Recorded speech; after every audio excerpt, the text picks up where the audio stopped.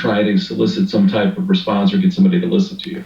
Yes, but if I say, hey, John, I've got an idea I want to get your opinion on, I'm appealing to your ego, right? And I'm not saying John has a big ego. Everybody, right? I'm appealing to your ego because you're like, wow, somebody wants my opinion. Now, if I say, I'm not sure if it's for you, but it's a little different piece of the personality that I'm appealing to, because they'll go, I'll be the judge of that, right? But if I say, John, you've got to see this.